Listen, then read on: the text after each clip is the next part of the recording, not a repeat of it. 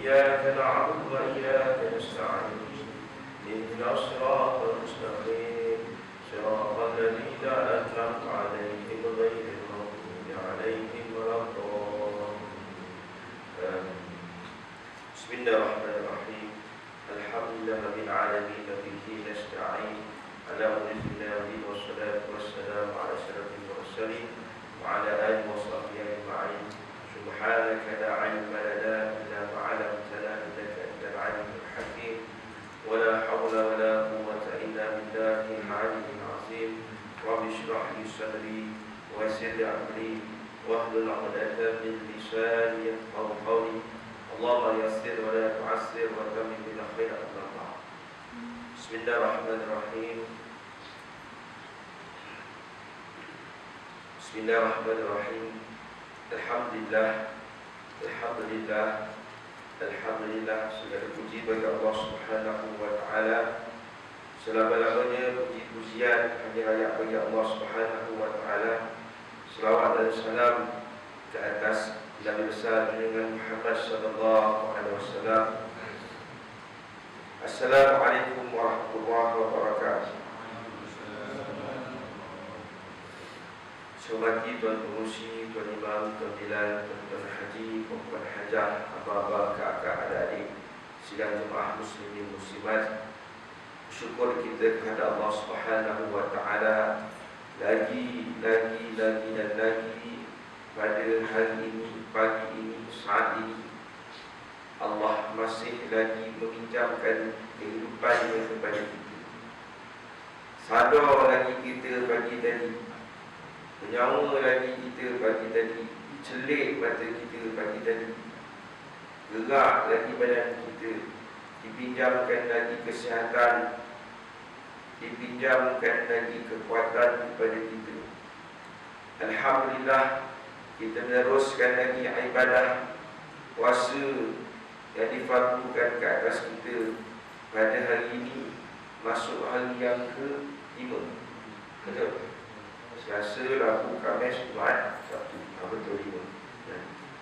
Hari ke-5 dah. Sekejap aja tuan-tuan. Dulu kita tunggu Ramadan ni, tunggu Ramadan, minta supaya bertemu Ramadan, tunggu Ramadan ni tiba. Dan sekarang ni tiba-tiba dah Ramadan. Dulu kita minta, bila nak tiba Ramadan, bila nak tiba Ramadan, bila nak sampai Ramadan. Sedar-sedar, tiba-tiba dah Ramadan dia kata, dah Ramadan kata dia. Dah tiba pun kita ni dalam bulan yang mulia, bulan yang penuh rahmat, bulan yang diganda-gandakan segala amal ibadah kita, dan bulan yang diganda-gandakan segala ganjaran bagi amalan ibadah kita. Tuan-tuan mati Allah Subhanahu wa Ta'ala, mulia tak mulia bulan Ramadan, sehingga Rasulullah menyebutkan dalam satu hadis, di akhir bulan Syaban, apa kata Nabi SAW? Nabi panggil sahabat, cerita dengan sahabat, mukadimah perkataan Nabi, kalam Nabi, telah datang kepada kamu satu bulan yang agung.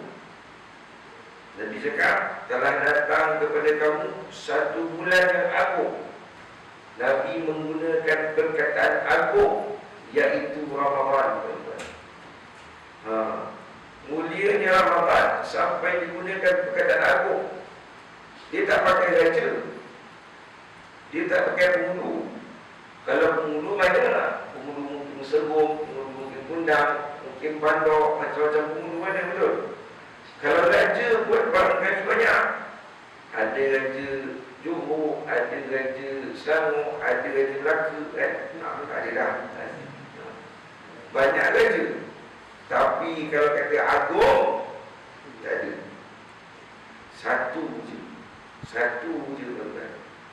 Ini bukan VIP, ini bukan VVIP. Kalau agung ni tak tahu nak cakap berapa V je, berapa V je. Yang mana kalau agung lah, yang nak datang ke surau kita, ke taman tuan-tuan ni tuan-tuan, tak adalah tiba-tiba aku termimpi surau surau Al-Hana, Bandar Baru Tangkak, dia mimpi. Esok dia cakap dengan staf dia, pembantu dia, orang istana dia, saya teringin nak pergi surau Al-Hana, Bandar Baru Tangkak. Mana tuanku tahu? Mimpi malam tadi. Jadi dia beritahu pada pejabat setiausaha kerajaan negeri.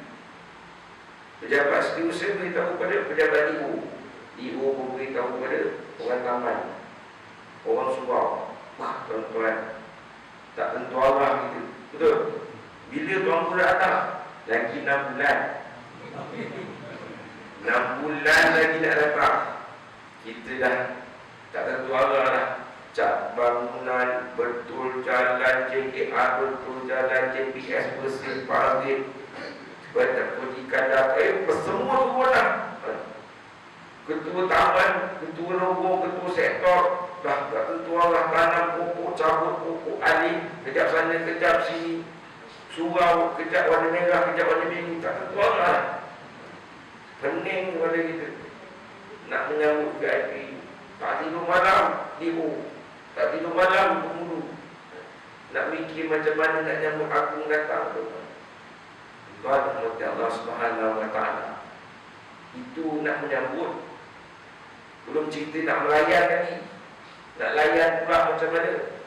Biar layanan yang paling istimewa, biar layanan yang paling hebat untuk agung kita. Betul? Nak tunggu, dah tunggu, nak sambut, dah sambut, nak layan. Tuan-tuan mata Allah Subhanahu Wa Taala. Maka sepatutnya begitulah juga satu bulan yang agung yang Nabi sallallahu alaihi wasallam gelarkan tadi. Yang mana kita tunggu dengan persiapannya. Kemudian kita sambut bila dia sampai, bila dia tiba, dengan penuh kegembiraan. Bila dah tiba, dah sampai, kita kena layan. Layan dia dengan seberapa daya kita, tenaga kita. Takkan aku datang biar itu je. Dia nak pergi bila air mana entah tak tahu. Saya kita sendiri. Itu tak dia tuan-tuan. Kita akan layan sepenuh tenaga kita, seberapa kita mampu. Sebab dia agung. Maka Ramadan juga begitu. Kita layan dia dengan sepenuh upaya kita, daya kita.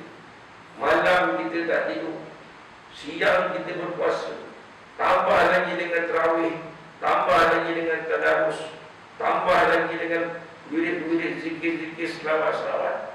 Itu cara kita nak melayan Ramadan yang dikatakan oleh Nabi kita sallallahu alaihi wasallam sebagai satu bulan yang agung. Tentang mata Allah Subhanahu Wa Taala, ulama kata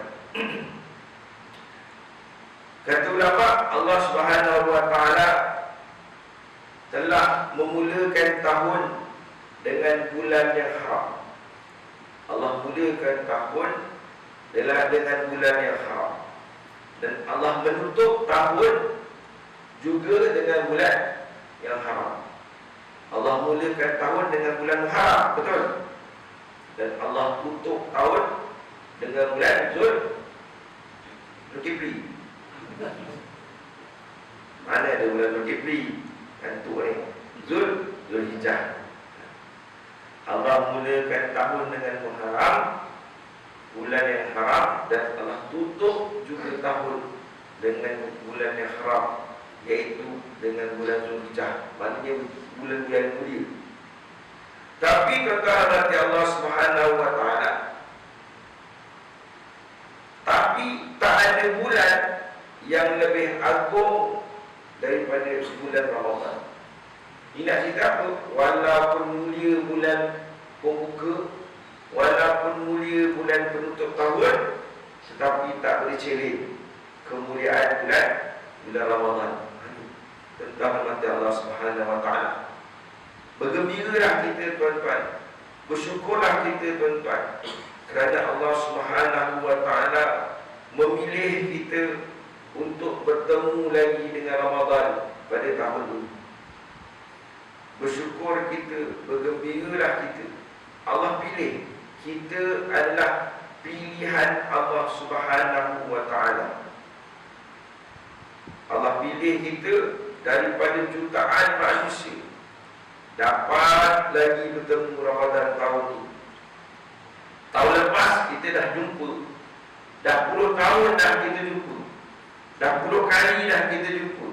Tapi tahun ni Allah nak pilih lagi kita berjumpa. Kenapa tuan-tuan? Kerana kita tahu berapa ramai manusia yang tak dapat merasa nikmat Ramadan tahun ini. Berapa ramai orang yang kita kenal, bila nak tiba Ramadan, meninggal dunia. Macam menjadi satu trend. Wallahu a'lam. Macam jadi satu trend. Bila kata nak masuk bulan Ramadan, dalam bulan Rajab, dalam bulan Syaban, lagi nak dekat dengan Ramadan, lagi ramai yang meninggal dunia. Berdiri hari-hari ada. Kalau kampung saya, hat-trick aku.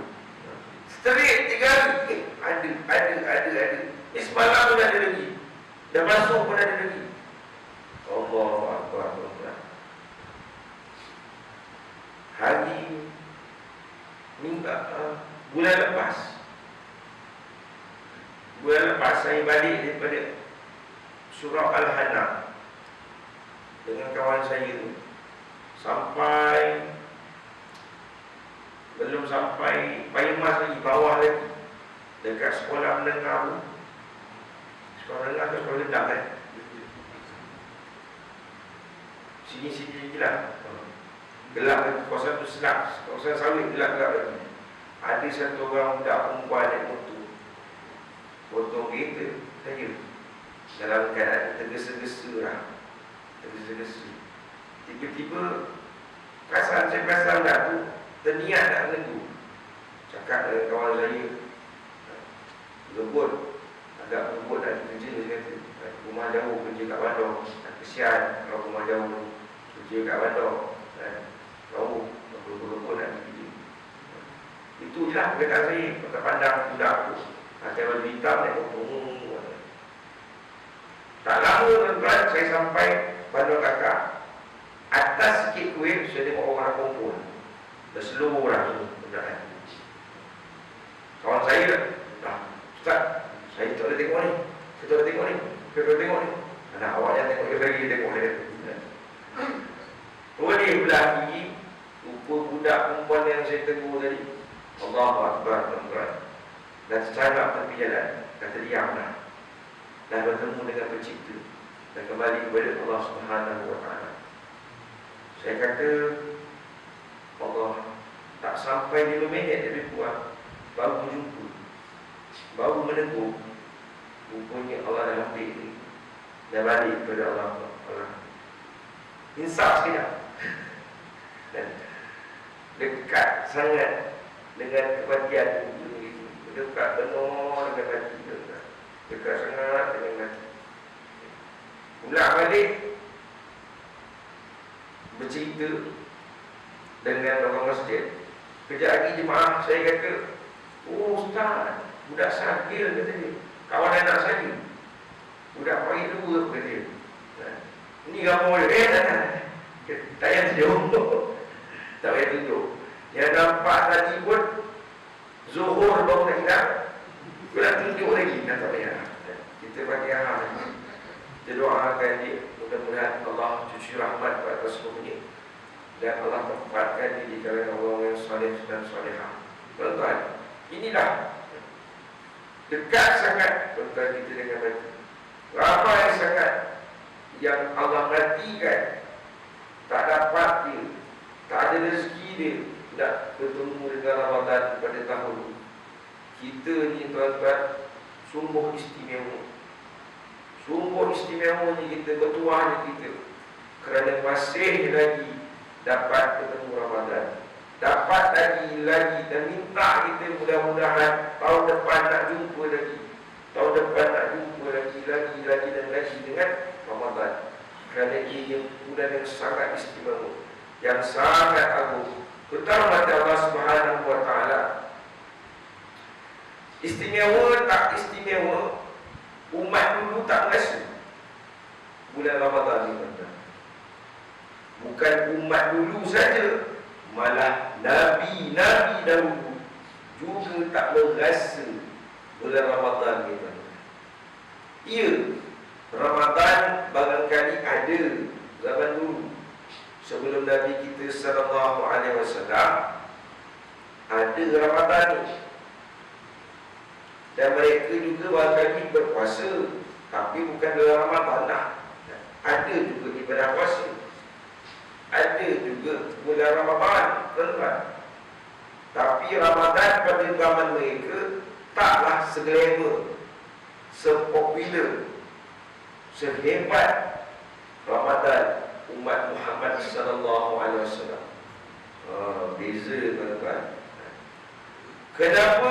Kerana bila saja Allah angkat Ramadan dan Allah perintahkan fardu puasa bulan Ramadan, maka tuan-tuan Allah Subhanahu wa Ta'ala, bulan ini menjadi sangat istimewa, hanya khusus untuk Muhammad sallallahu alaihi wasallam dan umat-umatnya.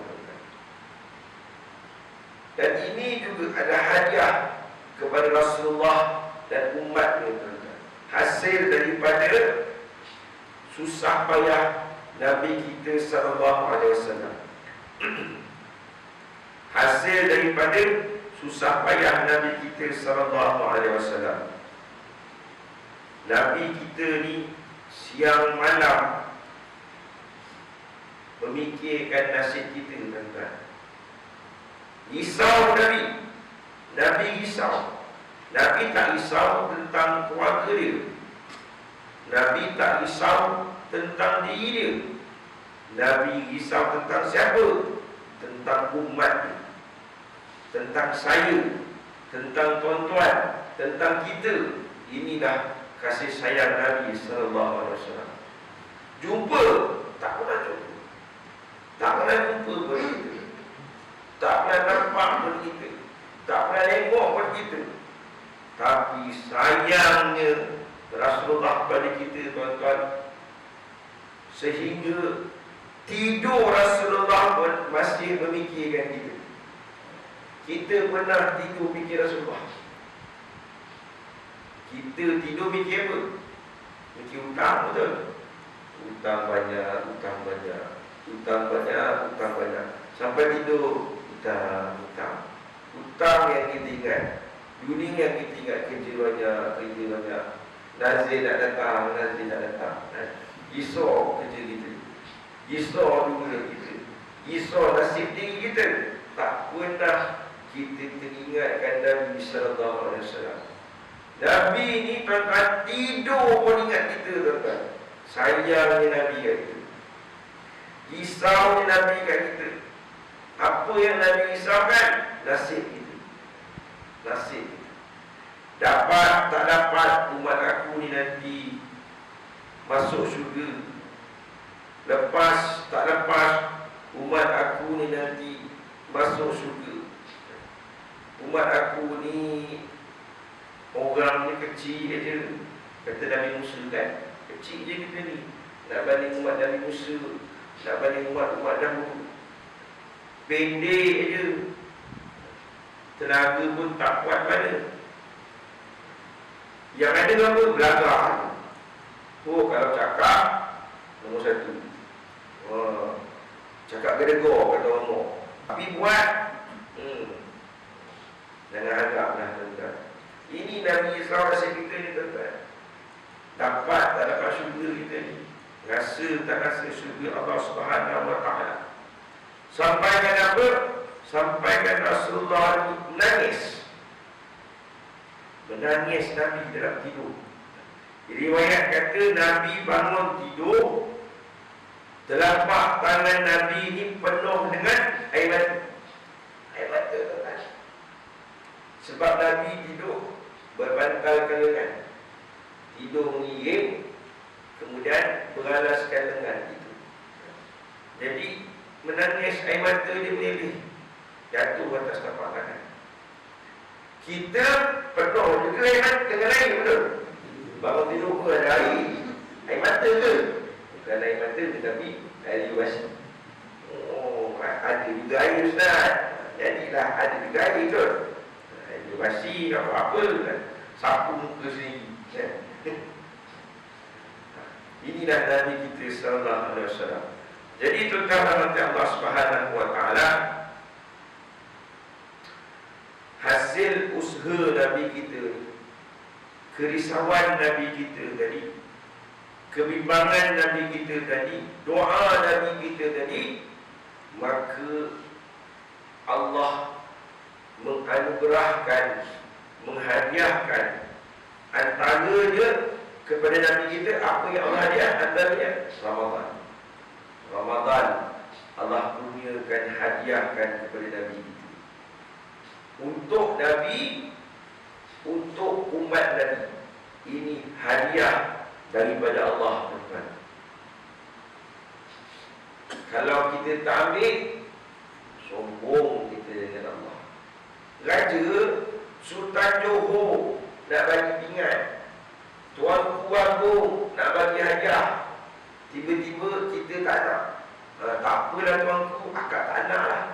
Akak dah banyak dah mas-mas ni beli kat pasir gitu. Contohlah kan, contoh kan. Tak apalah, tak nak. Tuan-tuan, bukan sahaja sombong, netizen kalau tahu, sekarang ni orang takut dengan netizen. Netizen kalau tahu, dia tuduh kita apa? Penderhaka, betul? Derhaka kita pada tuanku, derhaka kita pada aku. Bila kata Agung nak bagi hadiah, kita tak nak, betul? Derhaka, tuan-tuan. Jadi kalau Allah pula yang maha mulia, yang bagi hadiah pada kita, kita tak nak, tak apalah, ada dah banyak, tak apa. Takut-takut kita ni dicap sebagai penderhaka pula. Ini hadiah, tuan-tuan, rugi kita tak ambil. Budak sekarang kata apa? Grab. Jangan rugi kita tak grab, kata dia. Saya tak tahu benda Allah. Grab tu cikgu, tahu grab taxi je. Jangan tak grab, kena grab semua. Orang cakap, aku cakap je lah, ikut je. Kan tak nampak model dia kan? Apa ustaz ni ketinggalan, tak faham kan? Jadi dengar-dengar tu, ikut je lah, dia cakap. Ini dia, tuan-tuan, untuk umat Muhammad, untuk Muhammad sallallahu alaihi wasallam, daripada Allah Subhanahu wa taala. Kalau kita tak ambil, rugi. Kalau kita tak ngikut, takut-takut kita jadi derhaka pula, tuan-tuan. Allahu akbar, tuan-tuan. Sikit dah cerita. Kalau kita tak ambil, kalau kita tak ambil peluang ni, tuan-tuan, mana lagi ada kemuliaan ganjaran sehebat Ramadan, yang mana Allah nak bayar segala amalan sunat kita, pahala amalan sunat kita dalam bulan Ramadan sama dengan pahala fardu. Dan segala amalan fardu kita, Nabi beritahu Allah nak bayar 70 kali ganda, tuan-tuan. Kita jangan pandang amalan sunat ni remeh. Alah, sunat tak payah tadi. Banyak orang macam tu, tuan-tuan. Ramai yang macam tu. Contoh dalam sembahyang. Dalam sembahyang, ramai yang malas nak baca doa iftitah. Dipakkanlah sembahyang berjemaah. Ini kelebihan sembahyang jemaah. Kita baca doa iftitah. Kalau sembahyang kat rumah, sembahyang sendiri, dah lambat kat tu, nak cepat kat tu, tipis harapan nak baca doa iftitah, betul? Yang nganggur tu, betul. Dia kata, alah, sunat halat, Sunat yang tak dituntut, yang tak diberatkan. Lain dah sunat taat. Takut juga betul. Kalau tinggal sekarang, kena sujud. Jadi dia pun tak baca. Tuan-tuan, sunat hayat ni tuan-tuan, kita jangan gemeng kecilkan. Kerana kita tak tahu berapa banyak pahala Tuhan nak bagi dengan sunat tu tuan-tuan. Walaupun benda sunat, barangkali itulah yang menyelamatkan timbangan mizan kita nanti. Allah. Cuma kalau kita sembahyang masbuk, kita masbuk, kita sampai masjid, sampai surau dalam keadaan sembahyang sir, contoh sembahyang asar, sembahyang sir, kita tak tahu kedudukan imam macam mana. Sama ada dah lama angkat takbir atau dah nak habis, dah nak rokok, ataupun baru bangun daripada sujud, kita tak tahu, tak boleh agak. Jadi langkah selamat play safe, kata orang Jawa, kita terus baca Fatihah. Kalau kita dengar dekat pintu surau tadi, pintu bakar, dia baru angkat takbir Allahu Akbar, maknanya kita ada peluang lagi baca doa iftitah. Tapi dia angkat takbir, kita baru masuk, baru keluar kereta, baru turun motor, baru nak ambil buku, baru nak betul kain, tabur semua, tipis harapan kita nanti. Jadi terus kita baca Fatihah. Macam tu cara dia. Ada peluang, baca. Rasa macam terlambat, tak apa. Kita dulukan yang wajib. Apa yang wajib, apa yang buat? Fatihah tadi. Fatihah tadi. Kalau boleh kita sempurnakan baca. Okey. Jadi tuan-tuan baca Allah Subhanahu Wa Taala. Allah nak bayar 70 kali. Amalan fardu. Ni sembahyang kita. Sembahyang subuh tadi tuan-tuan sembahyang, pahala dia 70 hari dia dapat dah. Dah dapat 70 hari ke depan pahala tuan-tuan. Maknanya apa? Besok tak payah bayar. Ustaz, dah 70 hari, 2 bulan lebih tak payah bayar. Wah, betul lah. Itu pahala. Orang cerita pahala kefarduan tiap-tiap hari kena buat, betul? Tak boleh miss. Itu pahala dia tuan-tuan. Jangan pula jadi macam apa yang Ustaz cerita tu. Pergi Mekah hari-hari pergi Masjidil Haram, dekat Mekah hari-hari pergi Masjidil Haram, balik kampung haram pergi masjid. Jangan macam tu tuan-tuan. Apa dia? Jadi tuan-tuan baca Allah Subhanahu Wa Taala, umat lain tak merasa kehebatan Ramadan, kemuliaan Ramadan. Umat lain tak merasa kemuliaan puasa di bulan Ramadan tadi. Walaupun puasa ini termasuk dalam ibadah-ibadah yang tertua. Walaupun puasa ni tuan-tuan bukanlah kita yang mula puasa. Kama apa Allah kata, kutiba alaikumusiyam kama kutiba alal ladzina min qablikum, seperti orang-orang yang sebelum kamu. Maknanya umat sebelum Nabi sallallahu alaihi wasallam mereka juga berpuasa. Puasa ni adalah ibadah yang terawal, yang tertua. Dia ada 3 ibadah yang tua, yang dah lama. Pertama, korban. Nombor 1, ibadah paling tua, ulama kata ibadah korban. Lagi ibadah korban, kemudian solat,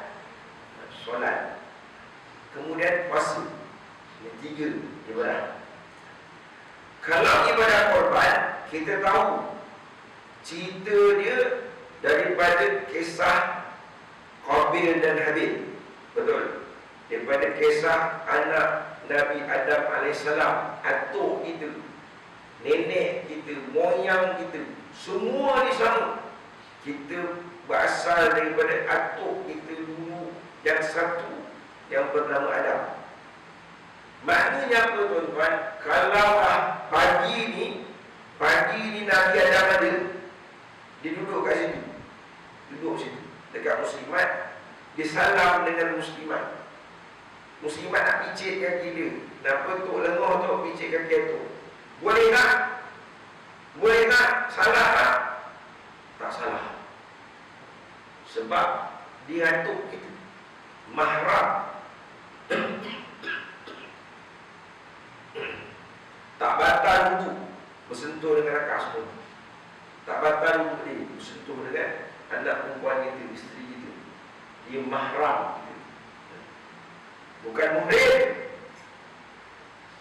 Kalau mahram, orang yang haram dengan kita. Bukan muhrim. Muhrim apa muhrim? Muhrim orang yang berihram. Kita selalu sebut muhrim. Bukan muhrim. Itu orang yang berihram. Sebutannya betulnya mahram. Itu sebutan betul. Tiba-tiba teringat, kenapa suami kita, kan dah kahwin, betul? Masih tidak batal, masih batal wudu kalau bersentuh dengan isteri dia. Kenapa? Tak apalah, itu cerita lain lah, nanti bos itu cerita kedianan. Tapi biarlah akak fikir sendiri, tuan-tuan fikir sendiri. Patut dia dah jadi suami, dah jadi isteri, kan? Dah jadi mahram lah, dah tak batal wudu, belum? Dah tak batal wudu, patut itu. Tapi kenapa? Itu tuan-tuan fikir, nanti bulan depan kita cerita. Ataupun kalau saya teringat, saya beritahu jawapan dia. Ataupun kat luar orang, tak boleh minum ini. Tak sepatutnya dia jenazah lah, kan? Bila nak beribadah ni, persiapan apa? Persiapan beribadah? Ilmu. Jadi kita kena tahu, kalau kahak pun macam mana ilmu dia, kalau muntah macam mana cerita dia. Ada orang tak faham, kan? Muntah atal puasa tadi, dia tak faham. Muntah yang batal, kalau muntah sengaja dijolok tekak dia, batal puasa. Kalau tak sengaja, lagi-lagi orang pergi laut, dah kerja nelayan, memang dah kerja nelayan, lagi-lagi mabuk free. Asal pergi kerja mabuk, asal balik kerja mabuk, pergi kerja balik mabuk, pergi kerja balik mabuk. Apa lah abang ni? Memanglah aku nelayan, memang pergi masih mabuk ni, kan? Mabuk laut. Nanti dah kalau kita cerita, ada dulu cerita tentang suap apa semua, kan? Nak habiskan cerita tadi apa tadi? Nabi Adam tadi, ibadah tertutup. Jadi kita tahu Nabi Adam ni mahram kita, kerana dia atuk kita. Tak ada bapa dan tak ada mak. Ini kejadian Nabi Adam AS. Kalau isteri dia daripada busuk dia, maknanya ada, macam ada bapa lah. Ada bapa, tapi tak ada mak. Kemudian ada mak, tak ada bapa. Siapa? Nabi Isa AS. Ada mak, Maryam, tapi tak ada bapa. Kemudian kita ada mak, ada bapa. Kita semua ni garanti ada mak, ada bapa. Cuma dulu saya kerja pejabat agama, selalulah berlaku kisah orang perempuan, budak perempuan ni dia ngandung, tapi dia kata tak tahu, tiba-tiba dia ngandung, seolah-olah tak ada bapa, kata dia. Seolah-olah kata Siti Maryam. Oh ya, betul kan ni, ya? Oh dia tik. Terus kan nangis itu. Saya malam saya bermimpi ada orang datang jubah putih lah, apalah, tingkap terbuka lah, kan? Gitu lah, gini lah, ada cahaya daripada langit lah, apalah, kan? Dia bercerita, kan? Tiba-tiba tahu-tahu saya mabuk, tahu-tahu saya kandung je. Ya tu kan. Duduk depan sekejap, kita cerita sembang tu, tak sampai setengah jam. Akhirnya dia ngaku. Lelaki tu mana? Dah balik Bangladesh. Oh, dia. Lelaki tu mana? Dah lari dah, tinggalkan dia. Tak mana ni ada lagu-lagu lagi cerita-cerita Siti Mariam bohong je. Kalau berlaku lagi, mesti ada yang tukang buat dia. Ini 4 jenis yang tadi. Jadi Adam ni tadi, dia ada anak Habil dengan Habil. Lahir anak-anak dia tadi ni kembar. Habil kembar dia Ikrimah. Habil kembar dia Labuda. Asal beranak kembar. Asal beranak kembar. Asal beranak kembar. Asal kembar ada beranak. Oh, beranak kembar saja. Jadi untuk meneruskan zuriat manusia, mereka ni kena kahwin. Kena kahwin adik-beradik. Syariat zaman tu kahwin adik-beradik boleh. Zaman sekarang tak boleh. Jangan pula zaman sekarang orang kata boleh kahwin adik-beradik ni. Tak ada boleh. Nabi Adam boleh. Dulu zaman Nabi Adam ni boleh. Sekarang jangan buat pasal. Jadi Allah perintahkan mereka kahwin adik-beradik, tetapi dengan kaedah kembar silang. Dengan kaedah kembar silang tadi. Si Kabil kahwin dengan Labuda, kembar Habil. Habil kahwin dengan Ikrimah, kembar Kabil. Habil okey dia. Dia budak baik, tak ada gil, tak melawan pun. Okey bah, ikut je. Tapi bila kata Kabil, Kabil jenis lawan. Panas. Pula dia tengok Labuda tu tak cantik. Ikrimah kembar dia cantik. Ada riwayat kata Kabil dengan Ikrimah ni, dia ni benih syurga. Benih syurga. Barang syurga, betul tak? Mana tak sama dengan barang dunia, betul? Telur grade A, telur grade A dengan telur grade F. Bagi apa tu? Mega kan ada jual kan? Telur D, F dia ke D? Aku pernah pandai tambah F pula. Grade D kan? Telur D dengan telur A sama tak tuan? Tak sama. Rupa tak sama, dalam tak sama, pecah. Lagi pelik rupa dia tak? Takkan nak sama kan? Jadi kata Kabil, tanah lah budak. Kalau hitam pendek hidung kembang, contoh kan? Anak. So boleh-boleh dia nak kahwin dengan kembar dia sendiri, adik dia sendiri, iaitu Ikrimah tadi. Dah peninglah kepada Nabi Adam AS. Degil pula budak seorang ni, macam mana nak buat? Jadi Allah perintahkan mereka berdua ni mempersembahkan korban kepada Allah Subhanahu Wa Taala. Nak tengok, nak cari jawapan, nak cari jalan keluar, penyelesaian, buat korban untuk kepada Allah Subhanahu Wa Taala.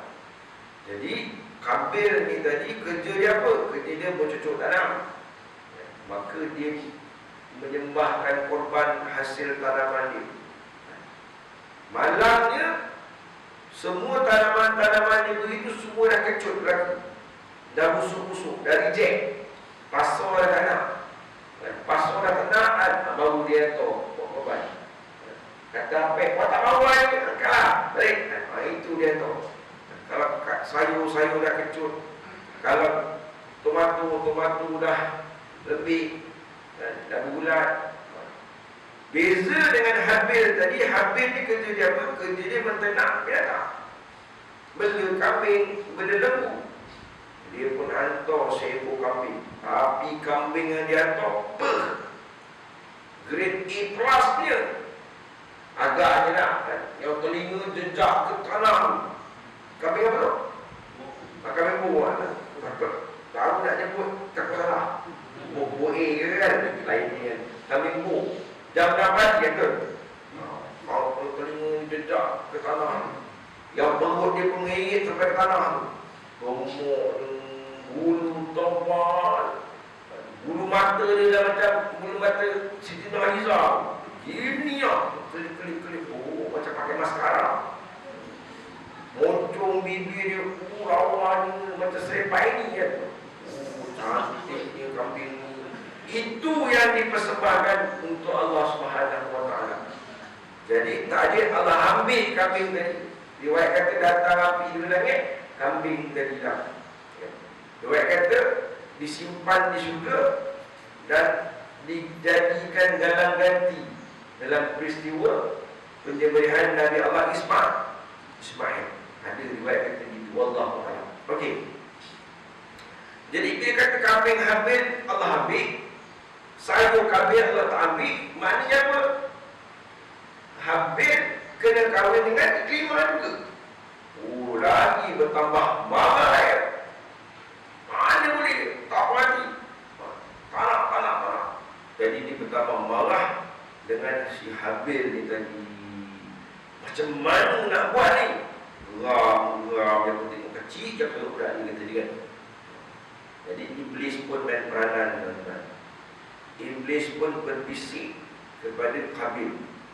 Tuan, Iblis ni dia boleh bagi cadangan tadi.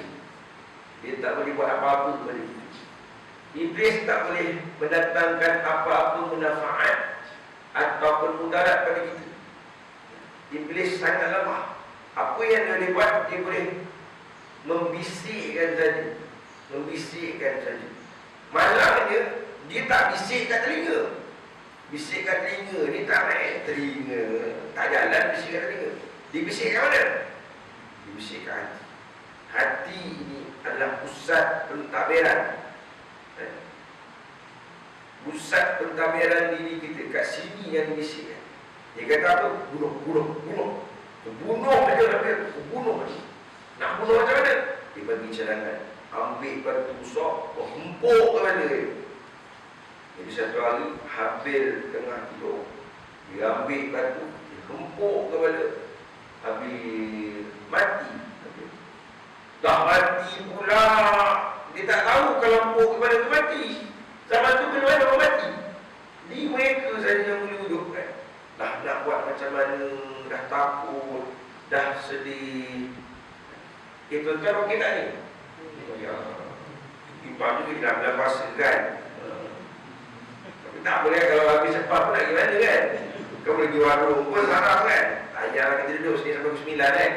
Sembang jam berapa kan. 9 kan.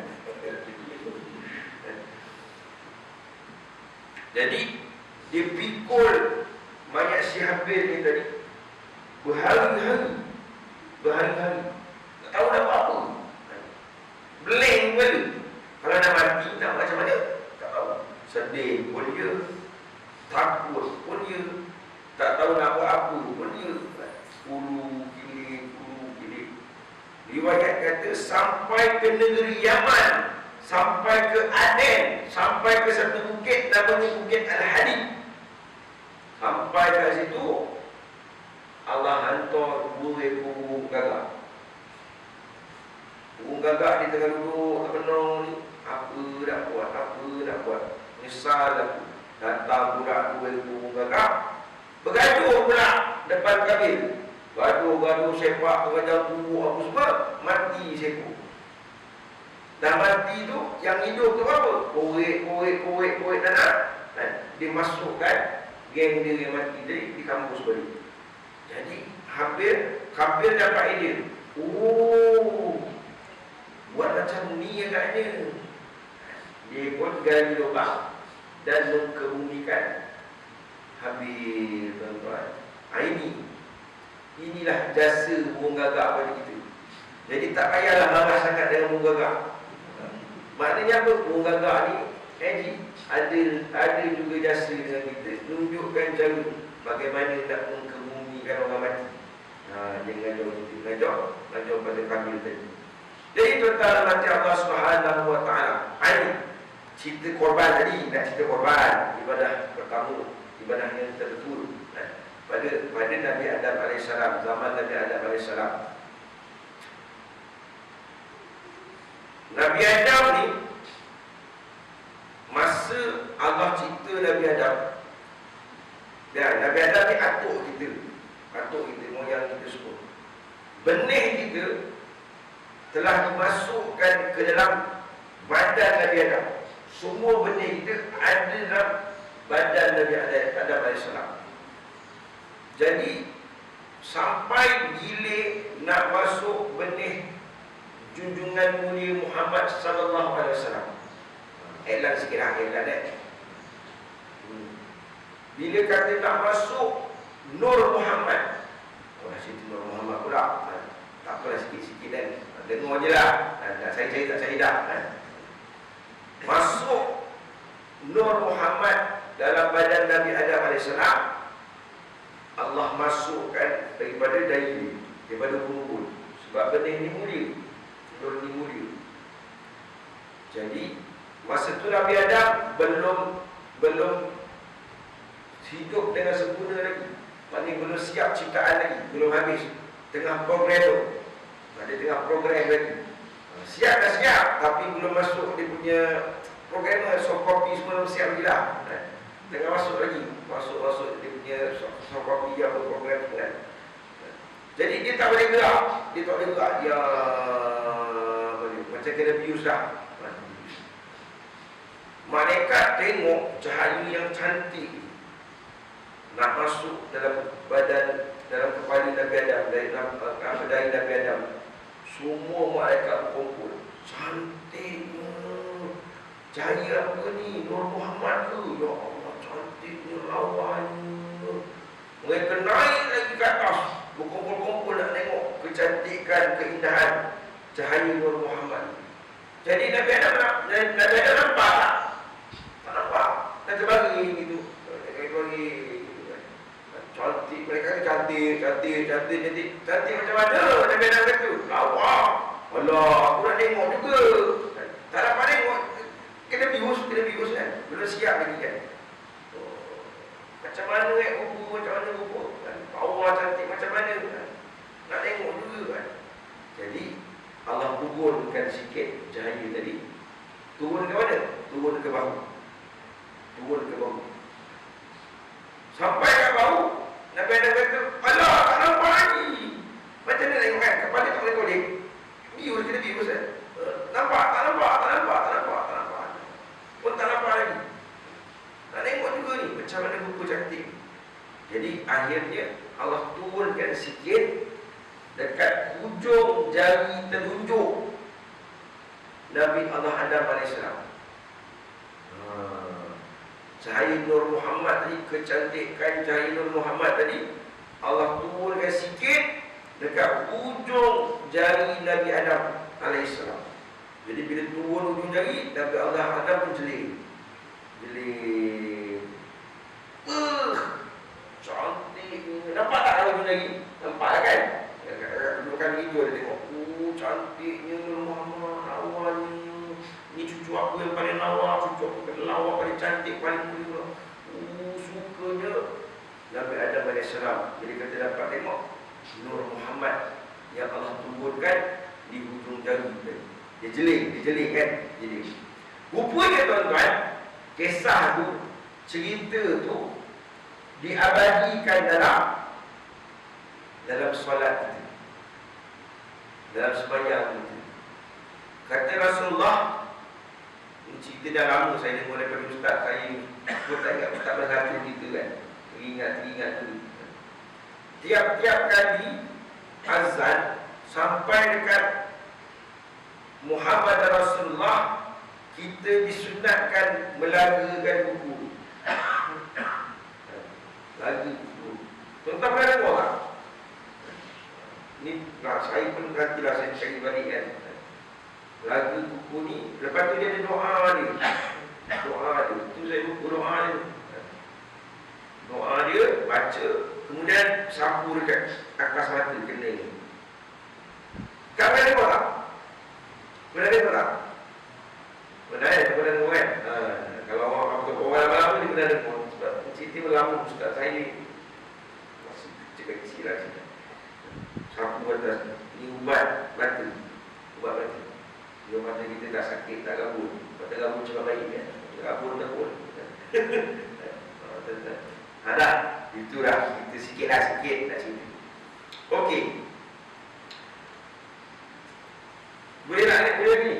Boleh. Saya juga tak boleh, saya dah pendapat. Kemudian ibadah solat. Ibadah solat juga adalah ibadah yang tertua. Buktinya, ceritanya apa? Kita ringkaskan ringkaskan. Ketika Nabi SAW diisrakan sampai ke Masjid Al-Aqsa, Nabi menjadi imam kepada 124,000 Nabi-Nabi dan Rasul. Maknanya apa? Mereka semua tu 124,000 tu ikut Nabi sebab mereka pun tahu nak sembahyang macam mana. Maknanya mereka pun sembahyang juga zaman dulu. Nabi tak ada dalam cerita Nabi sebelum sembahyang, Nabi memberi briefing. Nabi memberikan taklimat kaifiat.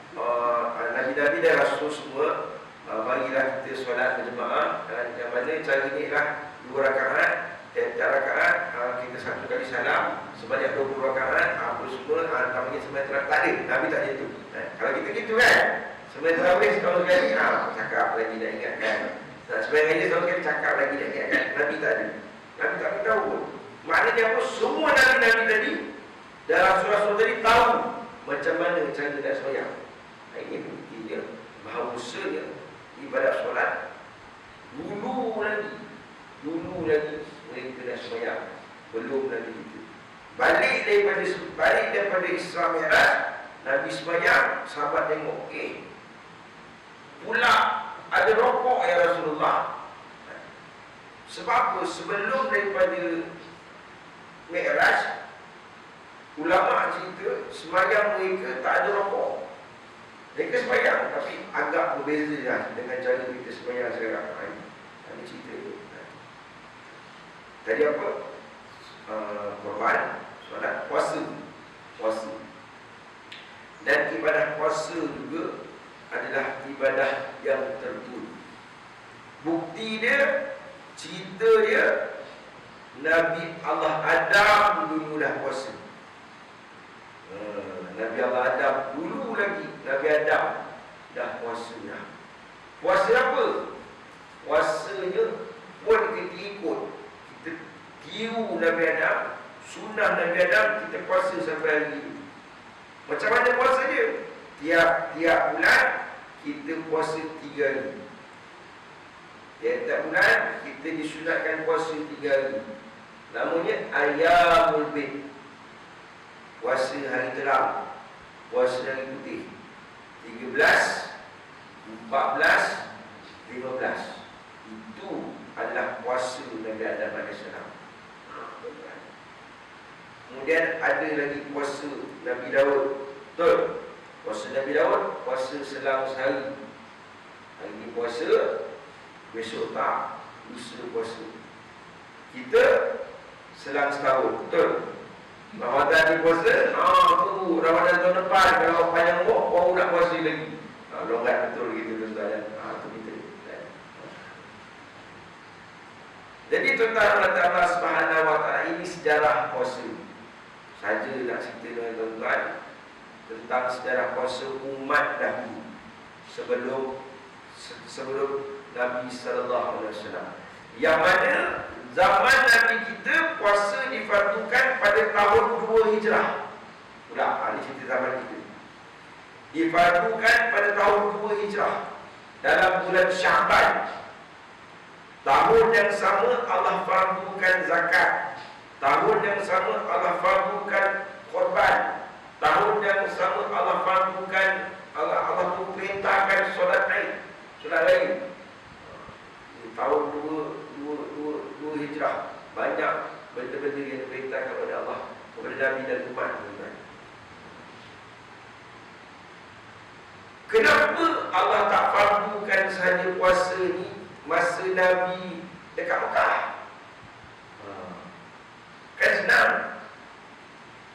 Masa dekat Mekah, Nabi dan sahabat dalam keadaan kurang makanan, susah nak makan, tak ada makanan, ada duit pun tak boleh beli, kena pulau sampai 3 tahun. Betul? Duit ada ni, duit ada ni. Di kedai, tak boleh, tak nak jual. Kenapa? Sebagai orang Islam susah tuan-tuan. Sampai ceritanya apa, sahabat ni terpaksa gunting balik baju-baju jaket kulit tu, beg-beg kulit, pakaian kulit mereka gembus balik untuk makan. Makan ganting-ganting kayu, tak ada makanan. Bukankah baik puasa dia difardukan pada masa tu? Kan? Dalam puasa dia tak? Patutnya gitu. Tapi kenapa Allah fardukan dekat Madinah? Dekat Madinah, sahabat-sahabat dah senang sikit. Makanan barangkali dah ada walaupun tak banyak. Agaknya sahabat dah gemuk-gemuk sikit agaknya kan? Dah gemuk agak je lah kan? Nak banding dengan susahnya masa dekat Mekah kan? Kenapa masa tu baru difardukan? Tuan-tuan, rupanya Allah nak ajar kita, nak beritahu kita, berpuasa ni bukan sebab kita susah. Puasa ni jangan tunggu susah baru nak puasa. Hari ni ramai orang dah susah baru nak puasa, dah sakit baru nak puasa, darah dah tinggi, kencing dah manis, kolesterol dah naik, gout dah datang, kepala dah pening, tengkuk dah keras, dah sakit. Kita puasa lah. Abang dah tak sihat ni, baru nak puasa. Ni bukan orang sini. Besok nak pergi klinik, nak pergi medical check up. Besok nak pergi klinik, kata lelaki dia, kata bini dia, baik abang puasa hari ni, kau tak kena marah dengan doktor. Baru nak puasa. Dah susah, dah sakit, baru nak puasa. Siapa? Kita lah lebih kurang. Lebih kurang kita lah. Agaknya kalau ada pahala pun barangkali tak banyak halangan. Tak banyak halangan. Sebab dah sakit baru nak puasa. Tak ada duit baru nak puasa. 20 hari bulan, 21, 22 hari bulan, dah hujung betul. Alamak, selur-selur kocik tak ada. Bang, nak makan apa bang? Pergi kat bubur rezeki surau, alamak kunci dia tak telefon segan kan? Macam mana nak buat kan? Macam mana bang? Dia puasa je lah, puasa kan? Alah puasa-puasa lah. Tak ada duit, susah, baru nak puasa. Kalau ada pahala pun barangkali tak banyak lah kan? Yang banyak pahala bila? 25 hari bulan. 25 hari bulan, hari Isnin pergi bandar, cucuk duit, lalu depan kedai sate pagi tu kan? Oh, bang, sate bang, bang untung bang, dia tebus. Tak apa kan? Kita puasa hari Isnin. Badan sihat, duit ada, tapi kita nak puasa sebab ingat Allah Subhanahu Wa Taala. Itu baru banyak pahala kan? Lebih kurang itulah adanya agaknya. Jangan sampai kita sakit, susah, baru kita nak ingat Allah. Tengah senang ni, maknanya dekat Madinah tu dah senang. Allah perintahkan umat Islam, perintahkan Nabi supaya berpuasa. Jadi dari kepala otak saya, daripada 2-3 hari ni, saya nak set cerita tentang sejarah puasa. Jadi lebih kurang macam itulah. Mudah-mudahan sampai kepada tuan-tuan dapat kita berkongsi pemahaman tentang sejarah kisah puasa ni. InsyaAllah dalam pertemuan akan datang, kalau masih dalam bulan Ramadan, kita nak cerita lagi tentang puasa. Saya bercadang nak cerita tentang sahur pula. Fadilah sahur, macam best. Jarang orang cerita sahur kan. Nanti saya nak pakai kajian sikit, sehari cerita tentang sahur. InsyaAllah ada rezeki kita, ada rezeki kita jumpa lagi. Jumpa tak lagi bulan Ramadan InsyaAllah. Kalau Ramadan lah, InsyaAllah kita cerita tentang sahur lagi. Apakah ceritanya? Kita nantikan pada episod akan datang. Kita minta Allah Subhanahu Wa Taala yang baik-baik semua Subhanahu wa taala. Yang kurang, yang salah, yang silap, kerana kelemahan, kedaifan diri saya, minta maaf banyak-banyak. Selamat berpuasa, selamat beribadah berhabis-habisan. Mudah-mudahan Allah beri kita kekuatan siang dan malam kita dalam ibadah ketaatan kepada Allah Taala, insya-Allah. Wallahu a'lam bishawab. Bismillahirrahmanirrahim. Alhamdulillahirabbil alamin wassalatu wassalamu ala asyrafil mursalin wa ala alihi washabihi ajma'in. Allahumma inna nas'aluka al-fadla wa na'udzubika min syarril qadar. Wa khtim lana husnul khatimah wa la tahtim alaina ya Allah su'il khatimah. Rabbana atina fid dunya hasanah wa fil akhirati hasanah wa qina adzabannar.